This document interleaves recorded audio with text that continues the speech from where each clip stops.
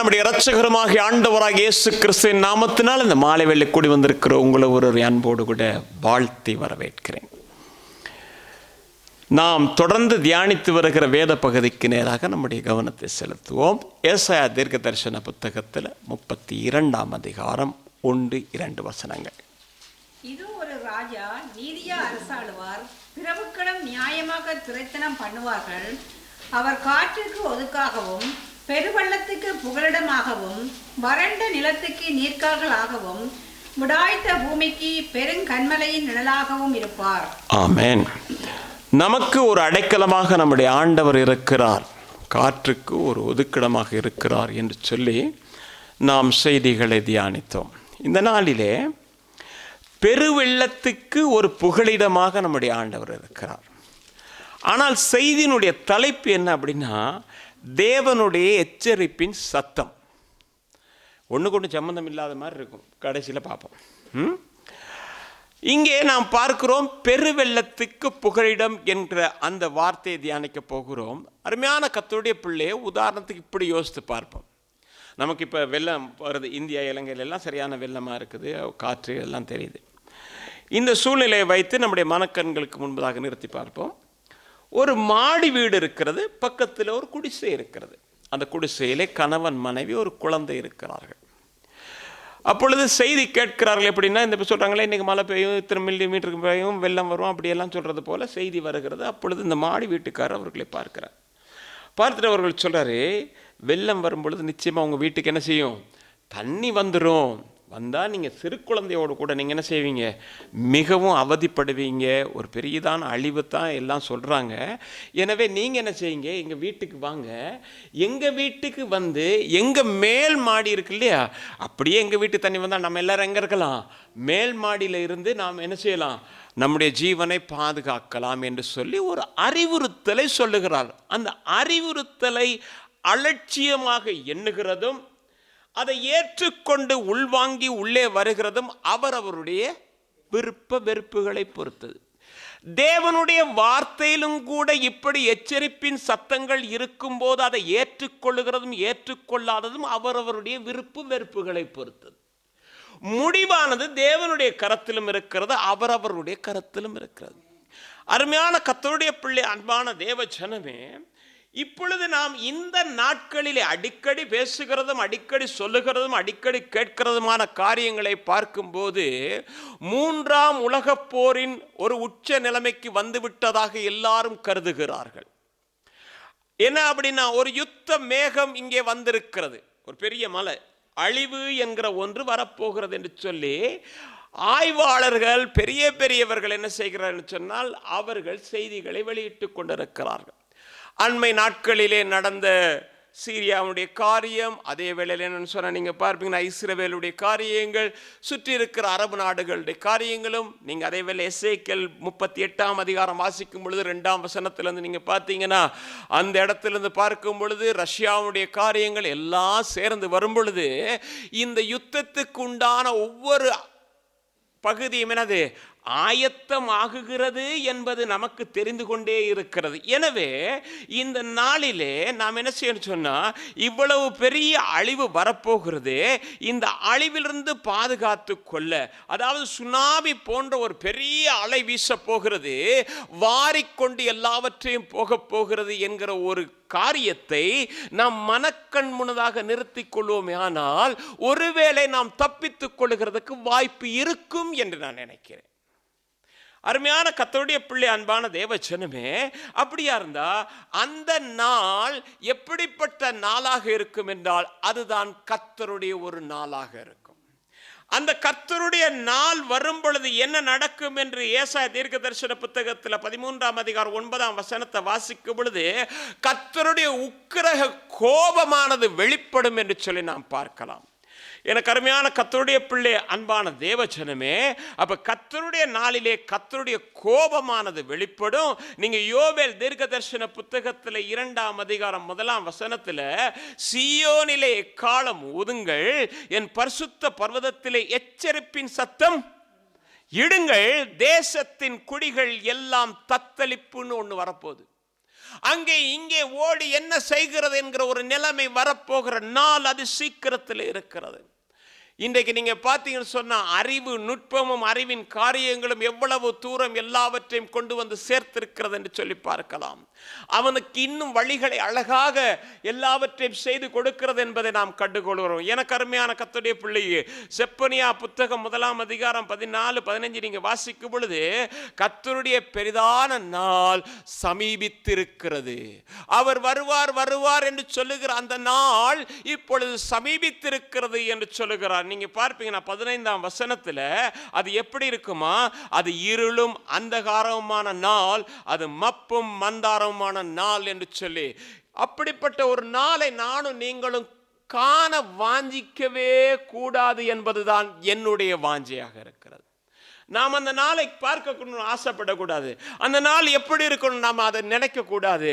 அதற்கு முன்பதாக என் ஆண்டவர் வரும்பொழுது அந்த வருகையிலே நான் காணப்பட வேண்டும் என்கிற ஒரு வாஞ்சை மட்டும்தான் நமக்கு வேணும்.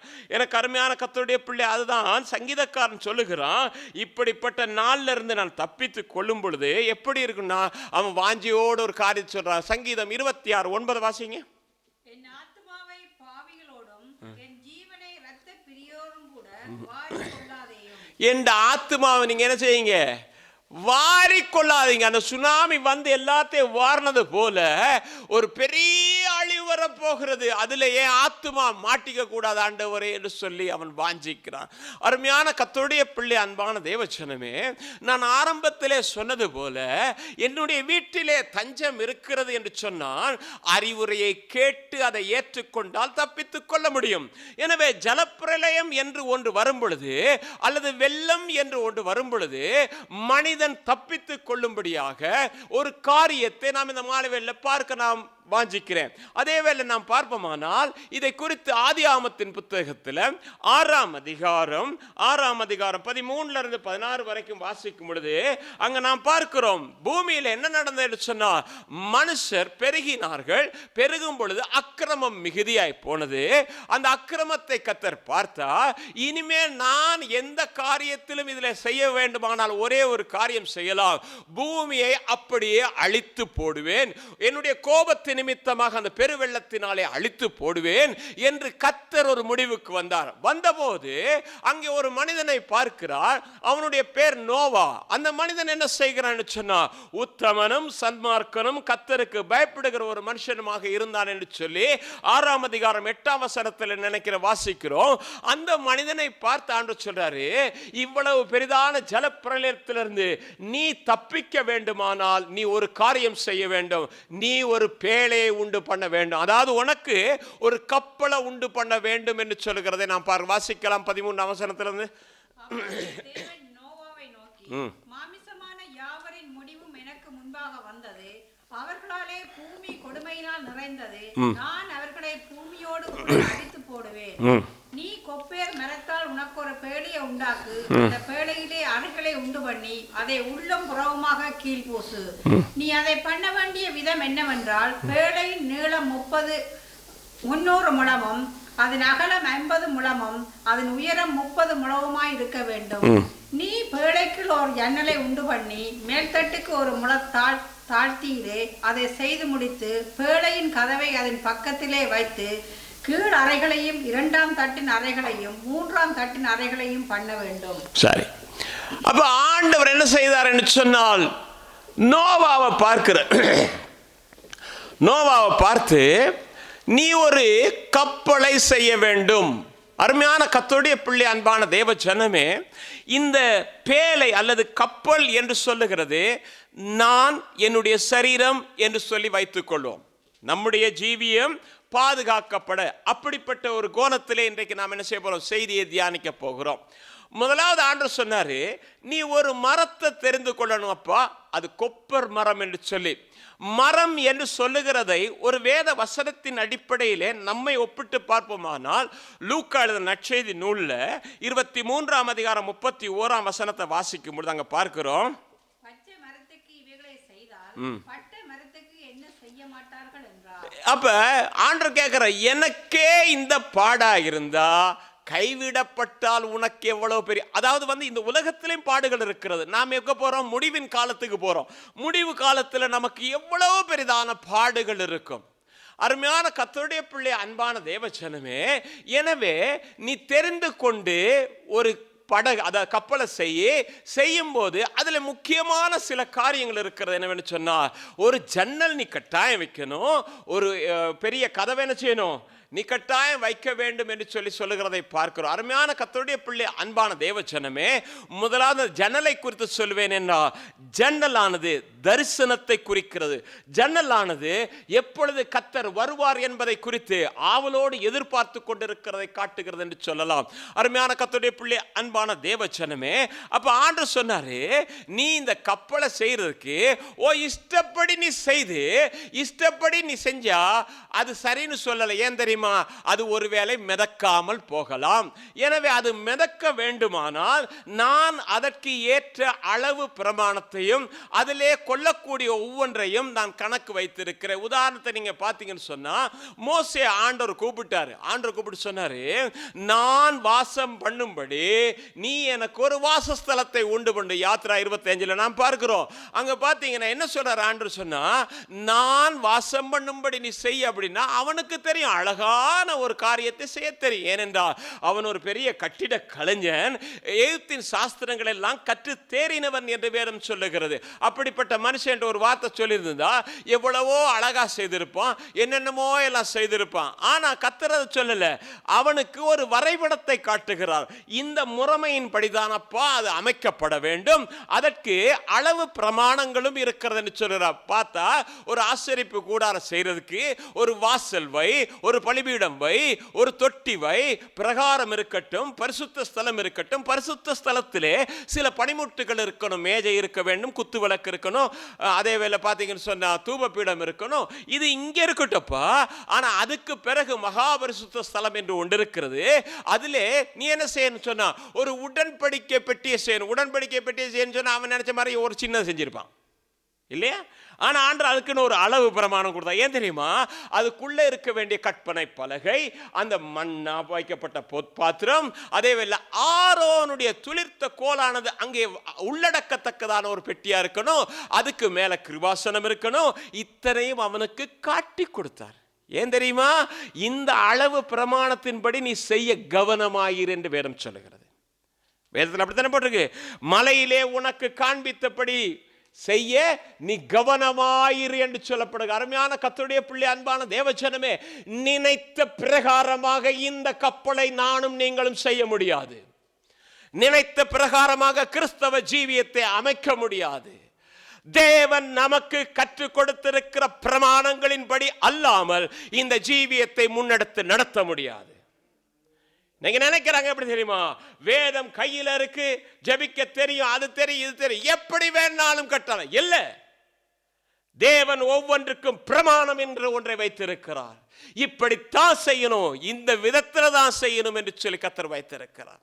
அருமையான கர்த்தருடைய பிள்ளை, அன்பான தேவஜனமே, அப்ப ஆசரிப்பு கூடாரம் கட்டுறதுக்காக ஆண்டவர் அதை சொன்னாரு.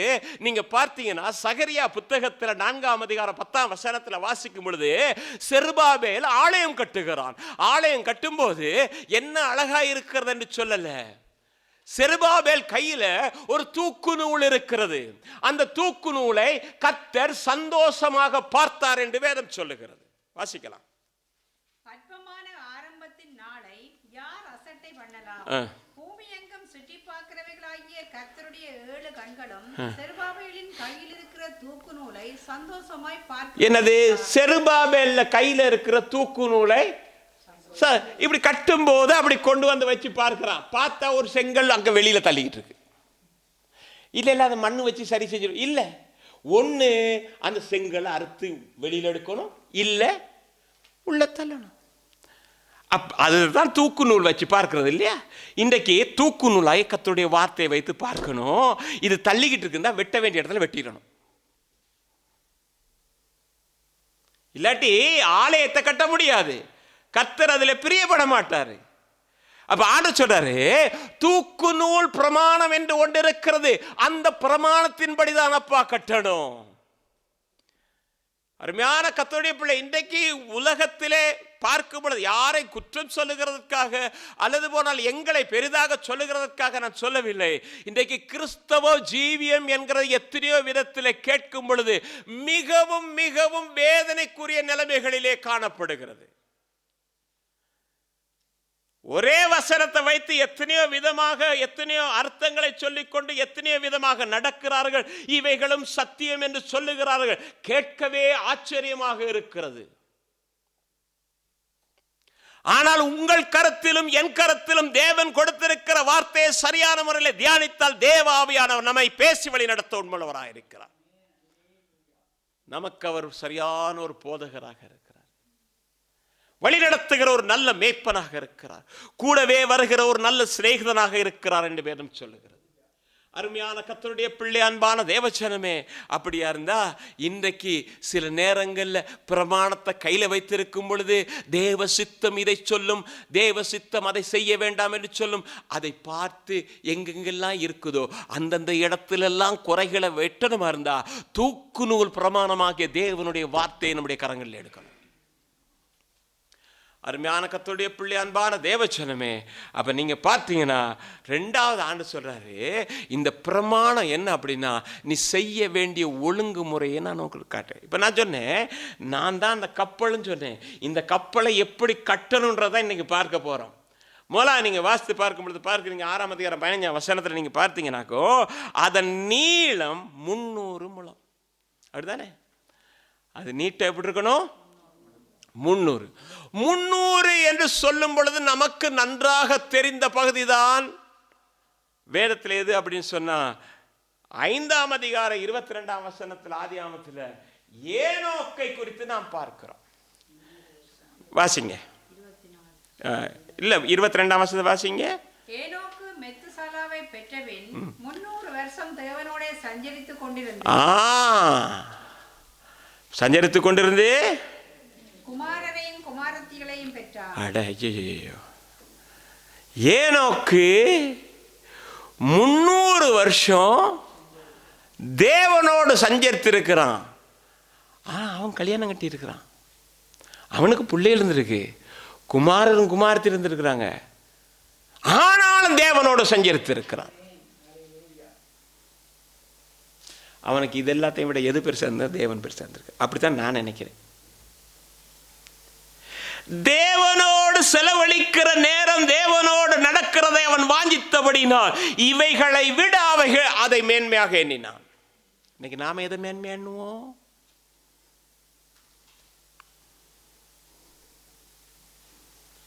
வருஷ கடைசியில் வந்திருக்கிறோம், கடைசி நாட்களில் வந்திருக்கிறோம். ஒரு விஷயம் நாம் நம்மை ஆராய்ந்து பார்த்துக்கொள்ளும். நீங்க பார்த்தீங்கன்னா அவன் 24ஆம் வசனத்தில் ஏனோக்கு தேவனோடு சஞ்சரித்துக் கொண்டிருக்கையில் ஒரு நாள் காணாமல் பட போயிட்டான். அப்படிதானே? காணாமல் போனான். எங்கேயோ ஒரு குப்பையில விழுந்தான்ல, தேவன் அவனை எடுத்துக்கொண்டார் போடுறது. தேவன் ஒரு மனிதனை எடுத்துக்கொள்ளத்தக்கதாக ஒரு மனிதன் இந்த பூமியிலே ஜீவித்திருப்பானால் அவன் எப்படிப்பட்ட ஒரு ஜீவியம் ஜீவித்திருக்க வேண்டும்? ஏனென்றால் வேதமே சொல்லுகிறது, பரிசுத்தம் இல்லாமல் தேவனும் ஒருவனும் சந்திக்க முடியாது, பார்க்க முடியாது என்று சொன்னார். ஒரு மனிதனை தேவன் தன்னோடு கூட வந்து இருக்க வேண்டும் என்று வாஞ்சையோடு கூட கூட்டிக் கொண்டு போவாரேயானால் அவனுடைய ஜீவியம் எப்படிப்பட்டதாக இருந்திருக்கும்?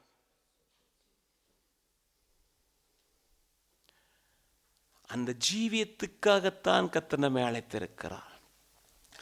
அருமையான கர்த்தருடைய பிள்ளை, அன்பான தேவ ஜனமே, இதை குறித்து எபிரேயன் சொல்லும் போது சொல்லுகிறான். எபிரேயருடைய புத்தகத்தில் 11ஆம் அதிகாரம் 5ஆம் வசனத்தில் விசுவாசத்தினாலே ஏனோக்கு மரணத்தை காணாதபடிக்கு எடுத்துக்கொள்ளப்பட்டான். தேவன் அவனை எடுத்துக்கொண்டபடியினாலே அவன் காணப்படாமல் போனான். அவன் தேவனுக்கு பிரியமானவன் என்று அவன் எடுத்துக்கொள்ளப்படுவதற்கு முன்னமே சாட்சி பெற்றான். என்னதான் அவன் எடுத்துக்கொள்ளப்பட்டான்? ஏன் எடுத்துக்கொள்ளப்பட்டான் என்றால் அவன் தேவனுக்கு பிரியமாயிருந்தால் எடுத்துக்கொள்ளப்படுவோம் என்கிறது தானே இதனுடைய தாற்பயம். அப்படித்தானே? முடிவதானே? நான் தேவனுக்கு பிரியமானவனாக இருந்தால் தேவன் என்ன செய்வார்? என்னை எடுத்துக்கொள்வார். அது இல்லாமல் என் மனம் போன போக்கில் தினம் ஒரு திசையில் அலைந்து திரிந்து கர்த்தர் என்னை எடுத்துக்கொள்ள. ஏன்னா என்ன இல்லாமல் அங்கே ஒன்றுமே நடக்காதோ.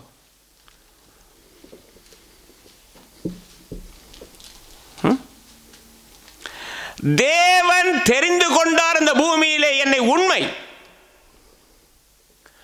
நான் தேவனுக்கென்று ஜீவிக்க வேண்டியது இந்த பூமியிலே உண்மை. நான் அப்படி ஜீவிக்கும் போது தேவன் என்னிலே பிரியமாயிருப்பார், நான் தேவனிலே பிரியமாயிருப்பேன், பிரியமானவர்கள் ஒன்றாயிருப்பார். அருமையான கர்த்தருடைய பிள்ளை, அன்பான தேவ ஜனமே, நீங்க பார்த்தீங்கன்னா ஏசாயா தீர்க்கதரிசன புத்தகத்தில் 48 அதிகாரம் 14 வசனத்தில் நீங்கள் எல்லாரும் கூடி வந்து கேளுங்கள், கர்த்தருக்கு பிரியமானவன் அவருக்கு சித்தமானதை அவன் பரலோகத்திலே செய்வான். ஏன்னா இத்தரை ஓட்ட முடித்து அங்கே என்ன இருக்குது? ஆசாரிய ஊழியம் தானே, அதை செய்வான். அப்படின்னா போட்டிருக்கு. பாபிலோன் எங்க? அது யாருடைய இடம்? பாபிலோனை குறித்து வெளிப்படுத்தல அழகா போட்டிருக்கு. அப்ப இங்க அசுத்தம் நிறைந்த துர்க்கிரியைகள் நடந்த எல்லாம் இருக்கிற இடத்துல ஒருவன் எப்படி இருக்கிறானா, தேவனுக்கு பிரியமானது என்ன என்பதை அறிந்து ஆராய்ந்து செய்கிறான் என்றால் தேவன் அவனிலே பிரியமாயிருக்கிறார். காரணம், அவன் கர்த்தருக்கு பிரியமானவன் என்று சாட்சி பெறத்தக்கதான ஒரு ஜீவியம். ஆண்டு கொடுக்கிறோம், ஜெபிக்கிறோம், வேதம் வாசிக்கிறோம். அதனால் பரலோகத்தில் என்ன செய்யும்? முதலாவது இடம் நமக்கு தான் கிடைக்கும். எப்படி தெரியுமா கணக்கு பார்க்குறது? அவர் பார்த்தீங்களா, அவரை பார்த்தீங்களா, நான் இங்கே இருக்கேன். ஆண்டவர் யாரையும் பார்க்க சொல்லலை. ஒன்று நீ பாரு, ஒன்றை பாரு. நான் என்ன பார்க்கணும்? நான் என்னை பார்க்காத வரைக்கும் என் குறைகள் ஒருபோது எனக்கு தெரியாது. தூக்கு நூலை வைத்தால் மட்டும்தான் தெரியும். தூக்கு நூல் சொல்லும், இது சரியில்லை, இது தேவனுக்கு பிரியமானது இல்லை. தேவனுக்கு பிரியமானது என்னன்னு யோசி. ஆமோஸ் தீர்க்கதரிசன புத்தகம் 3 அதிகாரம் 3 வசனத்துல 2 பேர் ஒருமனப்பட்டால் ஒழிய ஒருமித்து. அப்ப யாரு? இந்த ஏனோக்கும் கர்த்தரும் எப்படி இருந்திருக்காங்க? ஒரே மனமா இருந்திருக்காங்க. அவர் நினைக்கிறதா இவன் நினைப்பான், இவர் நினைக்கிறதா அவர் நினைப்பார். அப்படித்தானே இல்லையா? 2 பேர், அதான் 2 பேர் ஒருமனப்பட்டால் வழியே நடக்க முடியாது. அப்படிதானே? வண்டியோட சக்கரங்கள் 2 மட்டும் தேவை. அந்த 2இல் ஒன்று சிறியதென்றால் எந்த வண்டி? பார்த்தீங்களா என்ன அழகா இருக்குன்னு?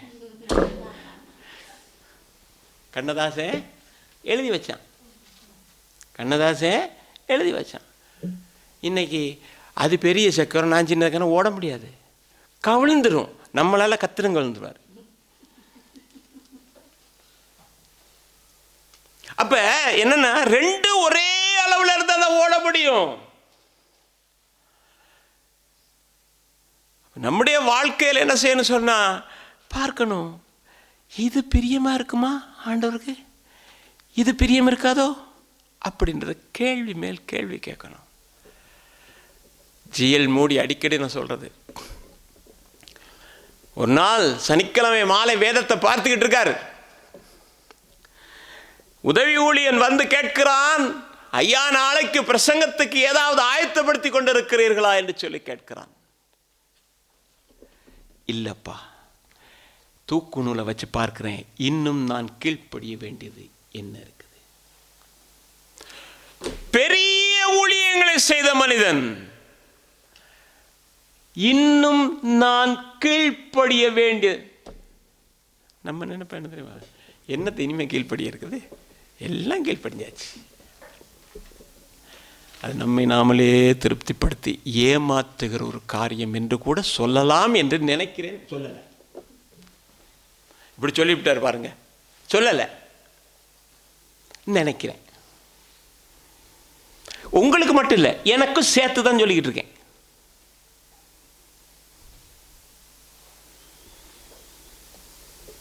அருமையான கர்த்தருடைய பிள்ளை, அன்பான தேவஜனமே, அப்போ நம்முடைய வாழ்க்கையில் என்னென்னா, ஆண்டவருக்கு இது பிரியமாக இருக்குமோ?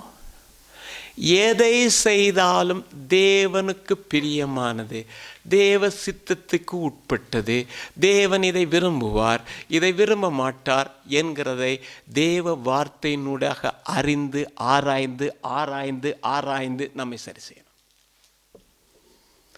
நமக்கு நேரமாக சரி. அப்போ இன்றைக்கி அப்படி இருக்கிற நம்முடைய வாழ்க்கையில் எப்படின்னா, சும்மா ஏதோ கிறிஸ்தவ ஜீவியம் என்கிறதை நாம் சொல்லக்கூடாது. நம்முடைய வாழ்க்கையில் ஒழுங்குமுறை இருக்கணும். என்ன இருக்கணும்? கிறிஸ்தவ ஜீவியத்தில் எல்லாம் இல்லை, ஒழுங்கு இருக்கணும். இப்படித்தான் இருக்கணும், இப்படி தான் இருக்கணும், அப்படி தான் இருக்கணும், எல்லாம் இருக்கு இல்லையா? ஒரு குடும்பம்னா எப்படி இருக்கணும், திருமண வாழ்க்கைனா எப்படி இருக்கணும், பிள்ளைகள்னா எப்படி இருக்கணும், சபைனா எப்படி இருக்கணும், எல்லாத்துக்கும் இந்த வேதத்தில் இருக்குது. வேதத்தில் இல்லாத ஏதாவது இருந்து தேடி பார்த்தா சொல்லுங்கள், நானும் படிக்கிறதுக்கு கேட்குறதுக்கு ஆசையாக இருக்கும். ஆனால் நான் அறிந்த வகையில் எல்லாத்தையும் வேதம் என்ன செய்கிறது, கற்றுக் கொடுத்துருக்கிறது. இப்படித்தான் இருக்கணும் அப்படின்றது. அப்போ எல்லா ஒழுங்குகள் இருக்கணும். நீங்கள் பார்த்தீங்கன்னாக்கும் சாலமோனுடைய ராஜ்யத்தை குறித்து நாம் பார்க்கிறோம். சாலமோனுக்கு அளவு கடந்த ஞானத்தை கர்த்தர் கொடுத்திருந்தார். இப்ப தென் தேசத்து ராஜஸ்திரி வருகிறாள். அவ எப்படின்னா, அவளும் அரண்மனையில தான் ஜீவிக்கிறாள். அவள் சாதாரணமாக எங்கள் ரோட்டில் போயிட்டு வரல, அவளும் அரண்மனையிலிருந்து நிறைய அள்ளிக்கிட்டு வர்றா. யாருக்கு? சாலமோனு கொடுக்கறதுக்காக அள்ளிட்டு வர்றா. கேள்விப்பட்டுடன் வர்றா. வந்தா அரண்மனையை பார்க்கிறா. அரண்மனையை பார்த்தோன்னு முதலாவது அவளுக்கு பெரிய ஆச்சரியம் என்னன்னு, சிங்காசனத்தை பார்த்த உடனே அவள் அலண்டுட்டா. ஏன்னா 7 படி இருக்கு, 7 படியில் 2 பக்கமும் சிங்கங்கள் இருக்கிறது, சிங்காசனம் இருக்கிறது. சிங்காசனத்திலே அந்த அரியணையில் பார்த்தீங்கன்னு சொன்னால் 2 பக்கம் சாய்மானத்தில் என்ன இருக்குதா, 2 சிங்கங்கள் அங்கே இருக்குது. அதாவது ஒரு ஆவிக்குரிய அர்த்தத்தோடு கூட இருக்கிறது. சிங்கங்கள் என்கிறது பிசாசு, பிசாசை மேற்கொண்டு அமர்ந்திருக்கிறது. ஏன் கொண்டவன் தான் சிங்காசனத்தில் இருக்க. இதெல்லாம் நமக்கு இப்போ தேவையில்லை. ஆனால் அப்படிப்பட்ட ஒரு காரியத்தை அவள் பார்க்கிறா. பார்த்துட்டு இங்கிட்டு திரும்பி பார்க்கிறா. அப்படின்னு அங்கே பார்த்தா ஒருத்தர் தொப்பியெல்லாம் அடித்து நீல ஷர்ட்லாம் போட்டு கோட்லாம் போட்டு வர்றான். வந்தோன்னு அவன் நினைச்சது ராஜாவுடைய அசிஸ்டண்டாக இருக்குமோ. அவனுக்கு ஒரு பெரிய கலக்கம். என்னடா அழகா இவ்வளோ இப்படி நீல கோடு போட்டிருக்கு, அப்படிலாம் இருக்குது, என்ன அழகா உடுப்பு, வெள்ளை உடுப்பெல்லாம் கொடுத்துருக்கானே அப்படின்னு நமக்கு அப்படியே ஆச்சரியம் வரும் தானே. அப்போ நீங்கள் அசிஸ்டனா? சீச்சி, நான் இங்கே வேலை செய்கிறேன். என்ன வேலை செய்கிறீங்க? இந்த இதெல்லாம் கூட்டிக்கிட்டேலாம் சரி. அப்படியா, உங்களுக்கு இந்த மாதிரி உடுப்பு? ஆமாம் ஆமாம். அடுத்தால நான் இந்த கிச்சன் பக்கம் வேலை. அவளுக்கு ஆச்சரியம் போச்சு. என்னடா அப்பா, ஒரு ராஜா வீட்டில் இந்த அளவுக்கு அவனுடைய ஆட்கள் எல்லாரும் அழகா உடுத்தி இருக்குதானே. அவ வியந்து போனாலாம். நம்மளை பார்த்தாலும் வியந்து போகணும்.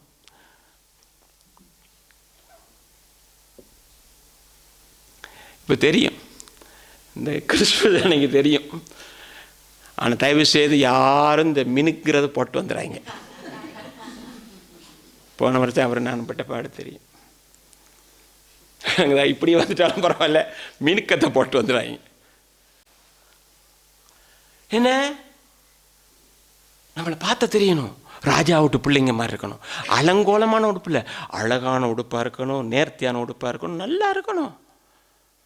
அவ வியந்து போனா. அப்ப என்னது, ஒழுங்குமுறைகளை பார்க்கிறா. பார்த்த உடனே வியந்து போனா. கிறிஸ்தவ ஜீவியத்திலும் ஒழுங்குமுறைகளை பின்பற்ற நாம் பழகணும். இப்போ உதாரணத்துக்கு இயேசு கிறிஸ்து சொல்லும்போது சொன்னாரு, உன்னை ஒருவன் விருந்துக்கு அழைத்தால் நீ போய் என்ன செய்யணும், ஓடி போய் அங்க என்ன செய்யணும், அந்த விருந்து வைக்கிறவன் சீட்லயே உட்காந்துடணும். நல்ல வேலைக்கு எப்படி ஆட்கள்லாம் உள்ள போறான்னு தெரியுமா?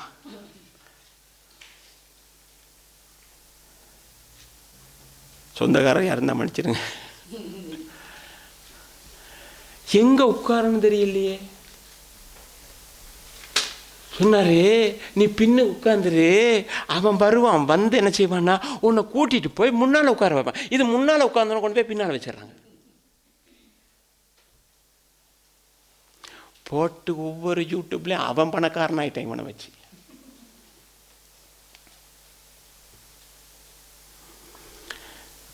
சிரிக்கிறோம். நம்முடைய வாழ்க்கையிலும் கூட எந்த இடத்துல நாம் எப்படி இருக்க வேண்டும், நம்முடைய பேச்சு, நம்முடைய சிந்தை, எண்ணங்கள், பார்வைகள் ஒவ்வொன்றிலும் நாம் சரியான ஒரு நேர்த்தியாக மற்றவர்கள் பார்க்கும் பொழுது ஒரு ஒழுங்குமுறையோடு இருக்கிற கிறிஸ்தவர்கள் என்று சொல்லணும். அருமையான கர்த்தருடைய பிள்ளை, அன்பான தேவச்சனமே, அப்போ தான் அது பிரியமானதை செய்ய. அப்போ நீங்கள் பார்த்தீங்கன்னு சொன்னால் இன்னொரு காரியத்தை, ஒழுங்குமுறைக்குள்ள ஒரு காரியத்தை பார்ப்போம் என்றால், நியாயாதிபதிகளுடைய புத்தகம் 7ஆம் அதிகாரம் 6ஆம் வசனம் வாசிங்க. தங்கள் கையால் அள்ளி தங்கள் வாய்க்கெடுத்து நக்கி கொண்டவர்களின் இலக்கம் 300 பேர். மற்ற ஜனங்கள் எல்லாம் தண்ணீர் குடிக்கிறதுக்கு முழங்கால் ஊன்றி குனிந்தார்கள். சரி, இங்கே நாம் பார்க்கும் பொழுது மீதியானியருக்கு விரோதமாக கிதியோன் போராடப்படபடி ஆண்டு சொல்லிட்டாரு. நான் உங்கள்கிட்ட இருக்கேன், நீ போனேன். இவன் பயத்தில் நினைச்சிட்டான். எல்லாருக்கும் சொல்லிட்டான், வாங்க எங்கே போவோம், யுத்தத்துக்கு போவோம். பயந்தான். அவன் ஏற்கனவே சொன்னான், நான் இப்படியெல்லாம் இருந்தேன், வருமாவா இப்படியெல்லாம் நீர் என்ன, அப்படி பெரிய கதையெல்லாம் முடிஞ்சு சரின்னு என்ன ஒரு சங்க ஊதி எல்லாரும் என்ன செஞ்சிட்டான், கூப்பிட்டான். அள்ளி எல்லாம் வந்துட்டாங்க. வந்த எவ்வளவு 22,000 பேர் வந்துட்டாங்க.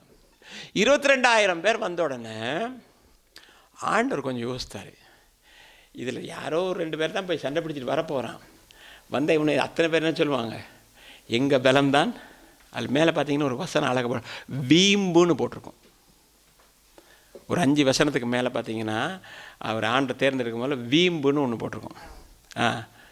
அதில் போட்டிருக்கோம் வீம்பு. வீம்பு பேசுவாங்க. என்ன தெரியுமா, நாங்கள் தான் ஜெயம் எடுத்துட்டோம்.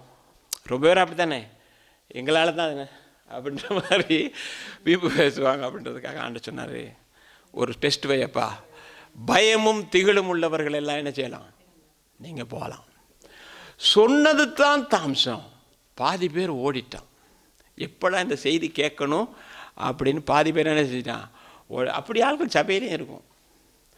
ஒரு முறை அந்த ஸ்பானியாவில் வந்து ஒரு பாஸ்டர் பிரசங்கம் பண்ண பார்த்து வீடியோ பார்த்து ஞாபகம் இருக்கா, எப்படி பிரசங்கம் பண்ணும்போது ஒருத்தன் வந்துட்டான் கத்தியோட வந்துட்டு அவன் குத்து வேணும்னு அவர் சொன்னார். நான் பிரசங்கம் பண்ண முடிய வரைக்கும் நீ இரு அப்படின்னாரு. பிரசங்கம் பண்ணி முடிஞ்ச உடனே அவன் எந்திரிச்சு வந்து கத்திட்டு இருப்பான். அவன் சுற்றி கீழே விழுந்துனா அவனை ஓடி போய் 10 பேர் பிடிச்சாங்க. பிடிச்ச உடனே அங்கே வீடியோவில் எடுத்து காட்டுறான். ஒரு ஆள் அப்படியே மெல்ல மெந்திச்சு போகுது. நமக்கு இந்த தப்பு தவறு ஒன்றும் வேணாம், சபையில் எப்படி இருக்காங்க தானே, இவர் எப்படியா நாம் ஓடி மறைஞ்சிடுவோம். நீங்கள் அப்படிப்பட்டவங்கள உயிரையும் கொடுக்க உண்மை. சரி, அப்போ என்ன தெரியுமா, அப்போ சொன்ன பாதி பேர் போயிட்டான். போனோன்னு ஆண்டவர் சொன்னார், இந்த 11,000 பேரும் கூடப்பா. அப்போ எப்படி ஆண்டவரை எடுத்துகிட்டு போகிறது அப்படின்னா, நீ ஒன்றும் பிரச்சனை பட வேணாம், எல்லாரையும் அந்த ஆத்தங்கரையை கூட்டிகிட்டு வா. ஆத்தங்கரையை கூட்டிகிட்டு வந்தோன்னா அதை அப்படியே முழங்கால் படி போட்டு ஆயாசமாக காரியங்களை செய்வோம், தண்ணி குடிப்போம் அப்படின்ட்டுச்சு. ஆனால் 300 பேர் என்ன செஞ்சான் தெரியுமா, கையில் எடுத்து இவன் தான் சரியானார். அது எந்திரிக்காது, எங்கே எது கிடைக்குதோ அங்கேயே படுத்துரும்.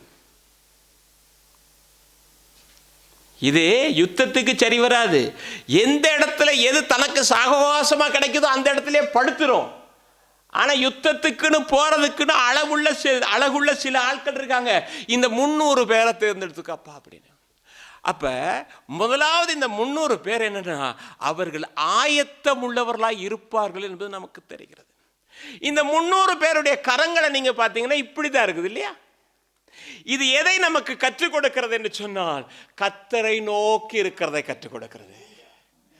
எல்லாவற்றுக்கும் கர்த்தரை நோக்கி பார்க்கிறது.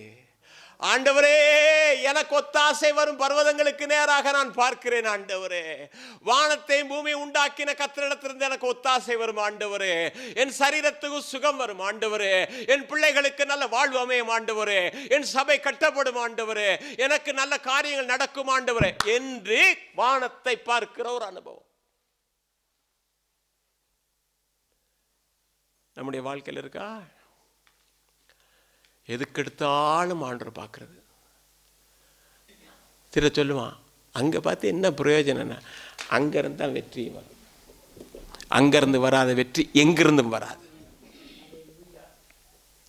அருமையான கர்த்தருடைய பிள்ளை, அன்பான தேவச்சனமே, அப்போ முதலாவது என்னன்னா, நம்முடைய ஜீவியத்தில் அந்த ஒழுங்கு முறைகளில் வரும் பொழுது நாம் கர்த்தரை நோக்கி பார்க்கிற ஒரு ஜெப ஜீவியத்துக்குள்ளே வரணும். அந்த 300 பேரும் கர்த்தரை நோக்கி பார்த்தாங்க. அந்த 300 வருஷத்தில் நம்முடைய ஜெப ஜீவியம் நம்முடைய இன்னைக்கு ஜெபஜீவியம் எப்படி இருக்குன்னு ஒரு கேள்வி கேளுங்க. ஜெபஜீவியம் எப்படி இருக்குதுன்னு கேளுங்க. நம்ம ஆண்டவரிடத்தில் அற்புதத்தை எதிர்பார்க்கிறோம். ஆண்டவரிடத்தில் அற்புதத்தை எதிர்பார்க்கிறோம். ஆனால் அவரோட பேசுகிறதுக்கு நம்ம எவ்வளோ நேரம் செலவழிக்கிறோம்? ஃபோன் எடுத்து ஹலோ, அவங்க வந்துட்டாங்களே ஸ்ரீலங்காலன்னு இதை பேசிகிட்டு இருக்கிறத விட ஆண்டவரே உம்முடைய சமூகத்தை நான் நோக்கி பார்க்கிறேன். ஆண்டவரே,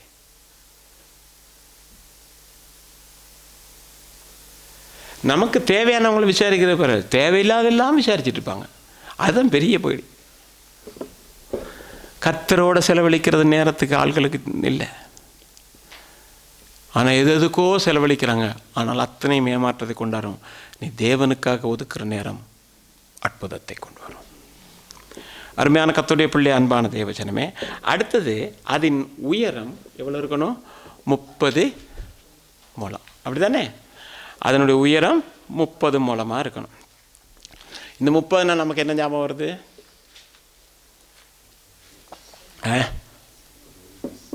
30 வெள்ளி காசு. ஞானஸ்நானம். இயேசு கிறிஸ்து 30 வயசுல என்ன செய்ய, நம்ம இப்போ என்ன செய்கிறோம்? இந்த பேலையை கட்டுறோம். முதலாவது நம்முடைய ஜெபஜீவியம் இல்லையா, அவருக்கு பிரியமாக இருக்கிறது இதுதானே. அப்போ அது ஜன்னல் தரிசனம் எப்போ ஆண்டவர் வருவார்னு. இப்போ நான் 30 பார்க்கும் பொழுது என்னது, 30 வயது நிரம்பின இயேசு யோர்தான் கரையிலே ஞானஸ்நானம் பெற்றார் என்ற ஒரு அருமையான பாட்டும் இருக்குது. அப்போ என்னது? ஞானஸ்நானம். பரலோகத்துக்கு ஒரு மனுஷன் போகணுமா இருந்தால் இந்த பேலை தண்ணி வரும் பொழுது மிதக்க வேண்டுமானால், அரராத் மலையிலே கொண்டு போய் இருக்க வேண்டுமானால் அவன் என்ன செய்யணுமா? ஞானஸ்நானம். நான் சொல்லலை, இயேசு சொல்லும்போது சொன்னார், ஒருவன் மறுபடியும் பிறவாவிட்டா அதை பார்க்கக்கூட மாட்டேன்ட்டார். என்ன சொன்னார்? ஒருவன் மறுபடியும், யோவான் 3 என்ன சொன்னார்? மறுபடியும் பிறவாவிட்டால் அவன் தேவனுடைய ராஜ்யத்தை பார்க்க மாட்டான், போக மாட்டான் அப்படின்னு நான் சொல்லலை, இயேசு சொல்லியிருக்காரு.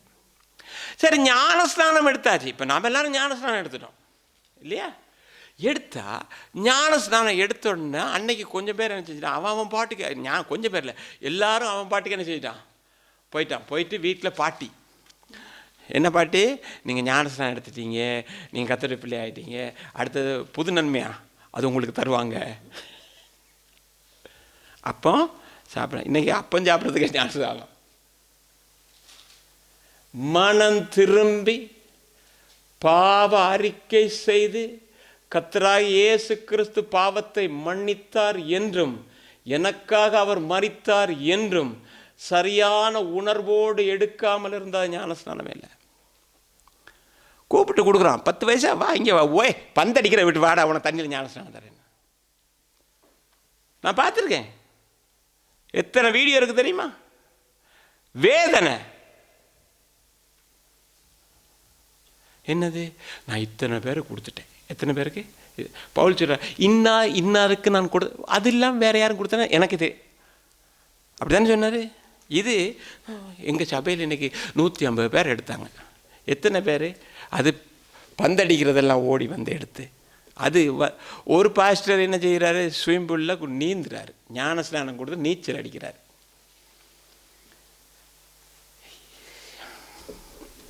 பார்த்தீங்க தானே வீடியோ?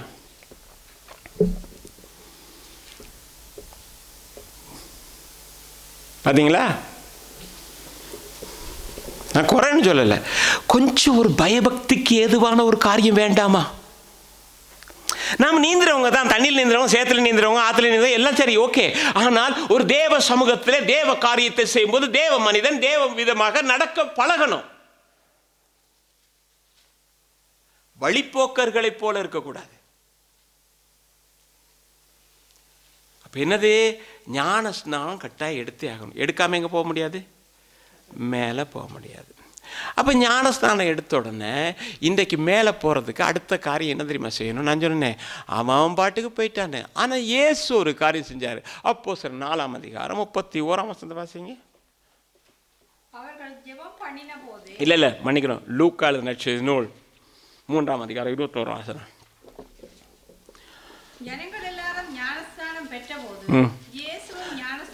பாருங்க, இயேசுவே ஞானஸ்நானம் பெற்றுக்காரு. ஒன்று என்னது? அவர் ஏன் ஞானஸ்நானம் எடுத்தாருன்னு எனக்கும் தெரியல. அவர் என்ன பாவம் செஞ்ச? பாவ மன்னிப்புக்கு என்று தானே ஞானஸ்நானமே கொடுக்குறதா? அவர் என்ன பாவம் செய்ய? அப்போ நமக்கு தெரியாமல் ரகசியம் பாவம் செஞ்சுட்டு போகிறோம்.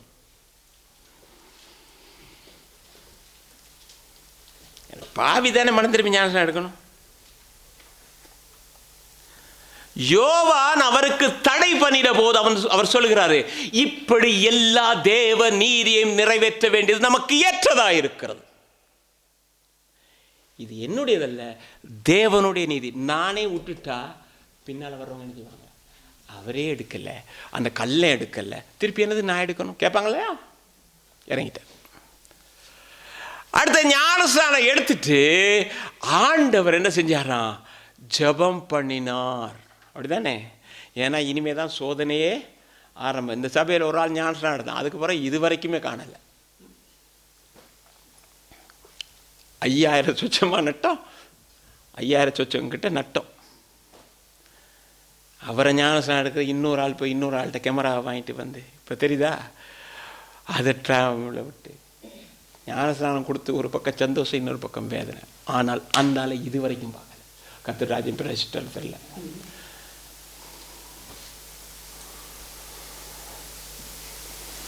ஜெபம் பண்ணணும். ஏன் தெரியுமா? சோதனை அடுத்தது இருக்குது. அவர் ஞானஸ்நானம் எடுத்து ஜெபம் பண்ணதுக்கு பிறகு சோதனைக்காரன் கூட்டிகிட்டு போயிட்டான். ஆண்டவர் தான் கொண்டு போய் விட்டார், ஆவியானவராலே கொண்டு போய் விட்டார். சோதனை, சோதனைக்கு மேலே சோதனை, சோதனைக்கு மேலே சோதனை. அது எல்லாத்தையும் ஜெயப்படணுமா இருந்தால் ஜெபம் வேணும். இன்றைக்கி உங்கள் வாழ்க்கையிலும் என் வாழ்க்கையிலும் வருகிற சோதனைகளை மேற்கொள்ளணுமா இருந்தால் ஜெபம் ஒன்று தான். ஏசு கிறிஸ்து தேவனுடைய குமாரனாக இருந்த போதும் கூட கெத்செமனே தோட்டத்தில் வந்து அழுகிறார். பலத்த சத்தத்தோடு அழுதார். தம்மை மரணத்தின் ரட்சிக்கவரை நோக்கி விண்ணப்பம் வேணும். அப்போ ஆண்டவர் சொன்னார், கொஞ்சம் ஒரு தூதனை போய்ட்டு சொன்னார், பலப்படுத்து பலப்படுத்து பலப்படுத்து. அப்படி தானே? பரலோகத்திலிருந்து ஒரு தேவதூதன் இறங்கி இதெல்லாம் செய்யணும், ஒன்றும் பயப்பட வேணாம், கடைசியில் ஒரு பெரிய வெற்றி இருக்குது. அந்த தைரியம், அந்த பலம் பரலோகத்திலிருந்து வரும். வானம் திறக்கப்படுங்க. அருமையான கர்த்தருடைய பிள்ளையே. அப்போ சரி, அப்போ அடுத்தது என்னென்னா, அந்த கப்பலுக்கு 4ஆம் அதிகாரம் 31ஆம் வசனத்தில் வாசிக்கும்போது பார்க்கிறோம், 50 முழ அகலம். அடுத்தது என்னது? 300 முழ நீளம், 30 உயரம், 50 அகலம். அப்படி தானே? இப்போ இந்த 50 என்னது? வாசிங்க. அவர்கள் ஜெபம் பண்ணின போது அவர்கள் கூடியிருந்த இடம் அசைந்தது. அவர்கள் எல்லாரும் பரிசுத்த ஆவியினால் நிரப்பப்பட்டு தேவ வசனத்தை தைரியமாய் சொன்னார்கள். என்னதான்? யாரு கூடியிருந்த போது? அப்போஸ்தலர் 2ஆம் அதிகாரத்தில் பரிசுத்த ஆவியின் அபிஷேகத்தை பெற்றுட்டாங்க. இப்போ அவங்க கூடி ஜெபம் பண்ணும்போது என்ன நடந்ததான்? இடம் அசைந்தது. ரைட்? 2ஆம் அதிகாரத்திலையும் அதே காரியம் தான் நடந்தது. அந்நிய பாஷை பேசினார்கள். அப்படி தானே? அந்நிய பாஷை பேசி கர்த்தரை துதித்தார்கள். எல்லாம் நம்ம அங்கே பார்க்குறோம். பரிசுத்த ஆவியானவர் இன்னைக்கு இருக்கிறார். அந்நிய பாஷை இல்லைன்னு இருக்குது. பவுல் எழுதும் பொழுது எழுதுகிறார், அப்படி யாரும் வாதாடப்பட்ட தேவ சபைக்கு அப்படியெல்லாம் இல்லை அப்படின்னு. இப்போ நான் எதுக்கு வர்றேன் அப்படின்னா, இந்த 120 பேர் பரிசுத்தாவி பெற்றாங்க தானே? பெற்றோன்னா பேதுருவை பார்த்து சொல்கிறாங்க, நாம் எல்லாரும் பரிசுத்தாவின் அபிஷேகத்தை பெற்றுட்டோம். பார்க்குறவங்க என்ன தெரியுமா சொன்னாங்க? இவங்கள் வெறித்து இருக்கிறார்கள். அப்படி தானே? வெறிச்சவன் செய்வான், நேரம் நிற்பானா? தலைமை நான் காலிக்கலாம் அடித்து உடச்சி இப்போயும் இருக்குது சபைகளில். அப்படின்னா அடி பரிசுத்தாவி வந்தால் பக்கத்தில் உள்ள பல்லு போயிடும். பழைய கோபம் இருந்தால் அடிச்சு இருக்குது இல்லையா? நாங்களே அப்படி செஞ்சுருக்குறோம் ஒரு காலத்தில். பரிசுத்தாவின் அபிஷேகம். அப்போ நாங்கள் என்ன செய்வோம்னா, நாளையிலேருந்து வந்து ஈவினிங் கொஞ்சம் எக்ஸசைஸ் எடுப்போம் எல்லாரும். 120 பேர் என்ன செய்வோம்? மேல் வீட்டில் மறுபடியும் கூடி ஆவியில் நிறைஞ்சி அப்படி இப்படியெல்லாம் சொன்ன கொஞ்சம் எக்ஸசைஸ். அதுக்காக கொடுத்தாரு பரிசுத்தாவி. அதுக்காக கொடுத்தாரு. இன்னைக்கு பரிசுத்தாவியின் அபிஷேகத்தை பெற்றதன் நோக்கம் அறியாதபடிக்கு ஜீவிக்கிறவர்களாய் காணப்படக்கூடாது. பரிசுத்த ஆவியானவர் அவருடைய சித்தத்தை வார்த்தையின்படி செய்கிற அத்தனை பேர் யோவான் 14 சொல்லப்படுது, நாங்கள் அவர்களுக்குள்ளே வந்து வாசம் பண்ணுவோம். இதுல எந்த இது இல்லை. பரிசுத்தாவின் நிரம்புதல், நிரம்பி வழிகிறானோ அதெல்லாம் வேற. ஆனா பரிசுத்தாவி பெற்ற ஒருவனுடைய வாழ்க்கையில அவன் தேவ வசனத்தை அவன் மற்றவர்களுக்கு அறிவு. அப்படித்தானே போட்டு வாசிங்க. பரிசுத்த ஆவியினால் நிரப்பப்பட்டு தேவ வசனத்தை தைரியமாக சொன்னார்கள். பரிசுத்தாவி பெற்றேன்னா எங்க இருக்குன்னா, வசனத்தை மற்றவங்களுக்கு சொல்ற ஆள் தான் பரிசுத்தாவி பெற்றாள். மற்றெல்லாம் பெற்றுச்சா இல்லையான்றது கேள்விதான். பாஸ்டர் இனிமே நீங்க சொல்லுங்க, நாங்க அதை பார்க்கிறோம். அப்படி நீங்க பெற்றிருக்கிறீங்க இல்லையா நாங்க பார்க்கறதுக்கு நீங்க போய் சொல்லுங்க.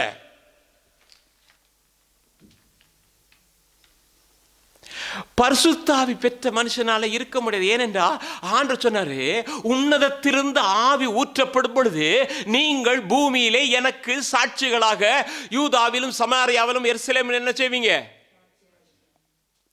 சாட்சியான வீட்டிலே இருக்கிறதா? வெளியில போனா தான் சாட்சி சொல்லலாம். அப்ப ஞானஸ்நானம் எடுத்தாச்சு, பரிசுத்தாவின் அபிஷேகத்தை பெற்றாச்சு.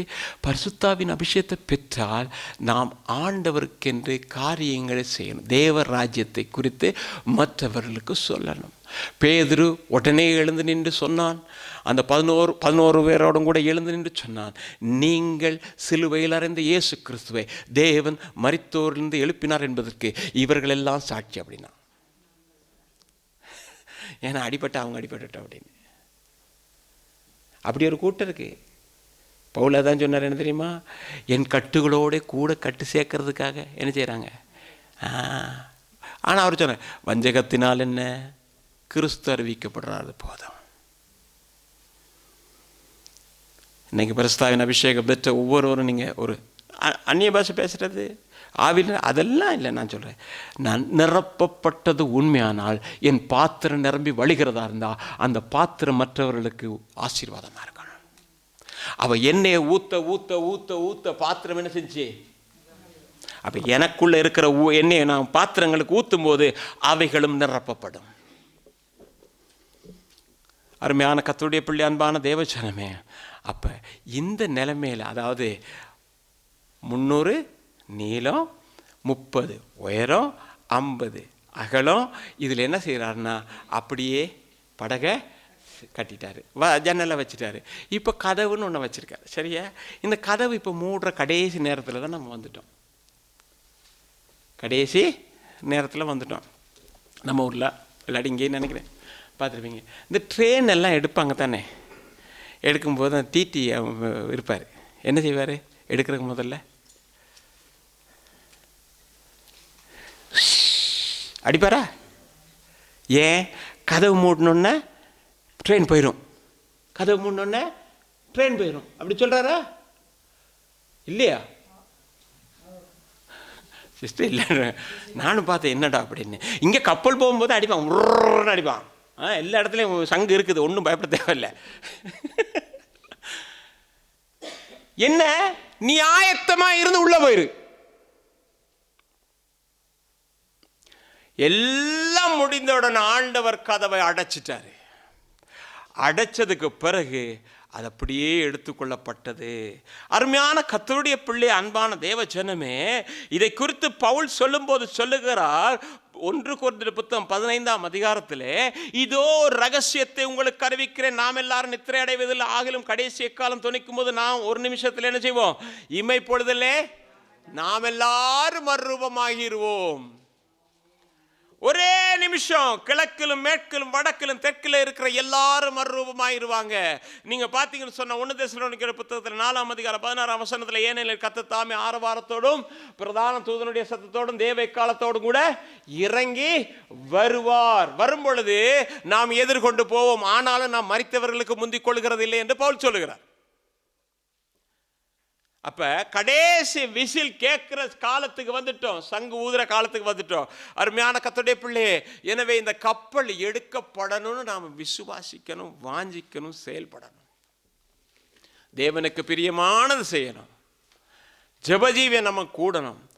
அதே வேளை நீங்க பார்த்தீங்கன்னா 112 வருஷம் கழித்தும் இன்றைக்கும் பேசப்படுகிற ஒரு கப்பல் இருக்குது. 1908ஆம் ஆண்டு நிர்ணயம் பண்ணப்பட்டு 9ஆம் ஆண்டு செய்யப்பட்டு 12ஆம் ஆண்டு ஏப்ரல் 10ஆம் தேதி தண்ணியில் விடப்பட்ட கப்பல் தான் டிட்டானிக். எல்லாரும் ஆரவரித்தார்கள். அங்க ஹாபர்ல இருந்தவங்கெல்லாம் ஒரே சத்தம். முதல் பயணமே முடிவின் பயணமா போச்சு. என்ன சொன்னாங்க தெரியுமா? தேவன் நினைச்சா கூட இதை ஒன்றும் செய்ய முடியாது. நாங்கள் அப்படியெல்லாம் முதல் பகுதி இருக்கிறது, தண்ணீர் வந்தாலும் 2வது பகுதி தடுக்கும், 2வது அடிப்பகுதியில் அது தடுத்தாலும் கூட மற்ற எல்லாம் கீழே போட்டால் எல்லாமே இருக்கும், நாங்கள் சுகமாய் போய் சேர்ந்து விடுவோம், எங்களுடைய அறிவு திறன் அப்படி என்று சொல்லி வளமே அந்த கப்பலை ஸ்டார்ட் பண்ணுற அந்த 32 வருஷமா நம்ம அவர் அந்த கேப்டன் ஸ்டார்ட் பண்ணுறதுக்கு முதல்ல ஜெபம் பண்ணுவாங்களாம். அன்றைக்கு அதை கூட செய்யலையா? ஏன்னா அவங்களுக்கு பெரிய சந்தோஷம், இவ்வளவு பெரிய அறிவு திறன் ஞானத்தோடு கூட நாங்கள் செய்திருக்கிறோம் என்று சொல்லி. போகும்போது கப்பல் நடந்தது, சரி பரவாயில்ல, எல்லாம் சந்தோஷமாக இருக்கும்போது எதிரிலிருந்து வருகிற கப்பல்கள் சொல்லுது, செய்தி சொல்லுது, எப்படி தெரியுமா? முன்னால் ஒரு பனிப்பாறை இருக்கிறது, பார்த்து போங்க பார்த்து போங்க பார்த்து போங்கன்னு எத்தனையோ கப்பல் சொல்லியிருக்கு. ஆனால் இவங்க ஒன்றும் கேட்கல. என்ன எங்களை மீறி என்ன நடக்க போகுது அப்படின்ற ஒரு தன்னம்பிக்கை ஒரு தெரியாதா அப்படி சொல்லி கேட்கல. அவருக்கு எழுதி கொண்டு வந்து கொடுத்தா அவர் பாக்கெட்டில் வச்சுட்டாராம். என்ன நடந்தது? கீழே தண்ணி வந்தால் தானே வரும். போய் பனிப்பாறையோடு கூட மோதினது, நடுவில் இருந்து 2ஆ போச்சு. அப்படித்தானே? 1300 உயிர்களை பலி கொடுத்து அந்த நிகழ்வு நடந்தது. தேவ ஜனமே, இன்றைக்கு எத்தனையோ விதங்களிலே எச்சரிப்பு சத்தம் கேட்கும் போதும் கூட கவலையீனமாக இருக்கக்கூடாது என்பதை நான் தெளிவுபடுத்தி சொல்ல விரும்புகிறேன். நீங்க பார்த்தீங்கன்னு சொன்னா 1 தீமோத்தேயு புத்தகத்தில் 1ஆம் அதிகாரம் 19ஆம் வசனத்தில் இந்த நல் மனசாட்சியை சிலர் தள்ளிவிட்டு விசுவாசமாகிய கப்பலை சேதப்படுத்தினார்கள். இந்த கப்பல் சேதப்படாதபடிக்கு பார்த்துக்கணும். நீங்க வேதத்தில் பார்க்கும் பொழுது அப்போஸ்தலர் 27ஆம் அதிகாரத்தில் 11 நீங்க வாசிக்கும் பொழுது அங்க பார்த்தீங்கன்னாக்கோ, பவுல் இத்தாலியாவிலிருந்து புறப்பட்டு போறாங்க, கைதியா போறாரு. போகும்போது இடையில நல்லா இருந்தது, திடீர்னு காற்று வந்த உடனே பவுல் ஒரு அறிவுரை சொல்லுகிறான். நீங்க அந்த வசனம் மட்டும் வாசிங்க. 100க்கு அதிபதி பவுலின் சொல்லப்பட்டவைகளை பார்க்கிலும் மாலுமியின் கப்பல் எஜமான்களையும் அதிகமாய் நம்பினான். அவங்க தான், அவங்களுக்கு எல்லாம் தெரியும். இந்த இவனுக்கு என்ன தெரியும்? பைபிள் தூக்கிட்டு இருக்கவனுக்கு என்ன தெரியும்?